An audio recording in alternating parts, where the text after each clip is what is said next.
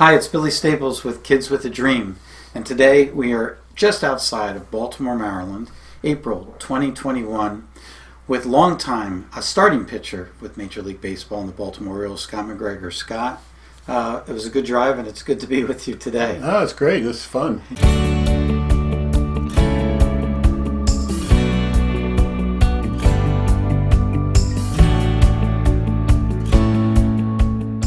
So, senior year, this question will affect a lot of teenagers or fathers of teenagers that will listen to it. You have, in reality, from my point of view, you have a lot on your plate. Whether you do or you don't go in the draft.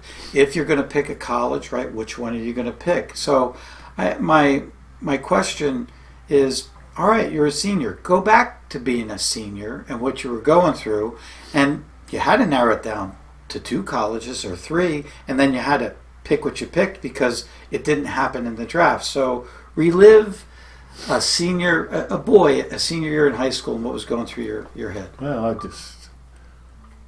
it was pretty obvious I was going to go in the first round. Okay. Yeah, everybody, even the colleges. The 3 colleges were USC, Southern Cal, Arizona State, and University of Arizona. Those were the top 3. All 3 of them offered me full 4-year scholarship. They're flying me in and out and everything. And the Dados, Justin and Rod, were the USC, and Justin was the one doing all the, negotiating, And he goes, I don't know what we're doing. They're going to give you whatever you want because, it was second period, whenever the draft was, in June or whatever. And I was in my science class on the day of the draft, and my coach walked through the door. And I go, okay, what? He goes, guess. I figured it was going to be the Reds because after my sophomore, junior year, I played in the Scout League on the weekends where all the minor league guys in the winter would play, and they would use it to check us out, Okay. And that's when I knew I always knew I was good, but. Right. I'm pitching against these guys in high school, and I pitched 3 innings, strike out 6, 7, 8, really? just blow them away. And this was the Reds, these guys, the Bartons, and I could have sworn that's who was going to draft me because they took the interest to bring me there. But they drafted Tom Hume.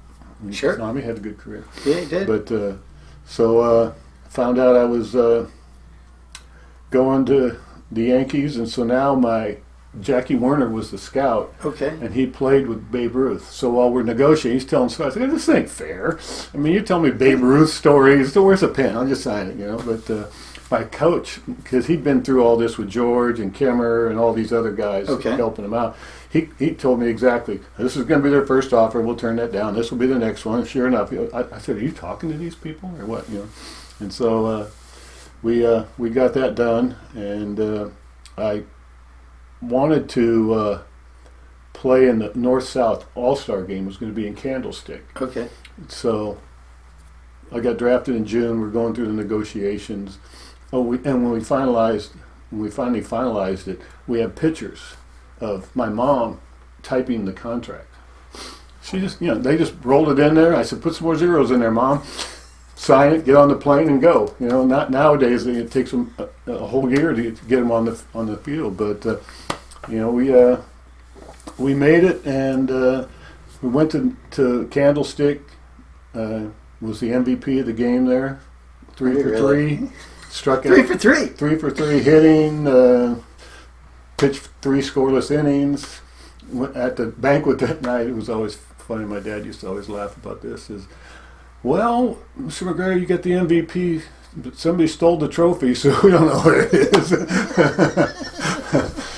So, and then Stan, what was his name? The broadcaster, famous one, sports guy. I can't remember it, but for NBC, they wanted to do a story about me. Okay. So I'm telling the Yankees, I want to do they think I'm trying to get more money. I said, God, I'd have signed for the first thing he offered at me. I didn't care. But Stan Stovall? No, that was a guy here. But anyway, so we got to do that. I pitched against Alhambra. It was the number 1 Legion team. Okay. We faced that. I pitched July 1st and beat them 1-0. Pitched 9 innings. Really? got on the plane the next day with Clyde Klutz, the minor league director. Clyde, sure. And flew to Lauderdale.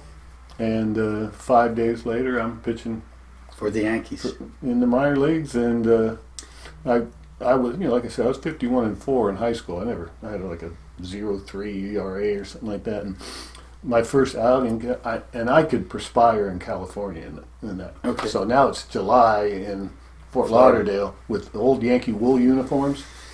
I pitched 5 innings, gave up some runs, got on base, with mud all over me, sweat dripping off my hat, and I'm soaked. When I go in to take a shower, my arm starts drawing up, and I said, I'm going home. This is crazy. So it was quite the transition, But did you make that? You're now officially a pro ball player. You got this contract what year is your graduation from high school? 72. So it's 72. It's the beginning of the A's winning 3 World Series in a row. It's the beginning of Catfish Hunter right around the corner of starting this free agency. Mm-hmm. But it's also only the 6th, 7th, 8th year of the draft because of Rick Monday. Yeah. So what did your high school coach help you get? And it's going to sound like a pittance today, but back then it was whatever you're going to say. 80,000. 80,000. And that was basically 72.5 with the incentive thing that you got. So many days in AA, AAA, and once you get to the big leagues, you get another 5,000 or so. The obvious question: you're a teenager. You got this money. You got mom, you got dad that you may have a conversation with, and then there's your first purchase of anything. I bought them a car. You bought your parents a car? Yeah. And so bought them a car. My high school coach, fortunately he's passed away now, he won't hear this, but his agent, Alan Cutler, was a Mormon guy. He had me and George both, invested us in cattle and stuff, and we lost everything in 2 years. John was so mad.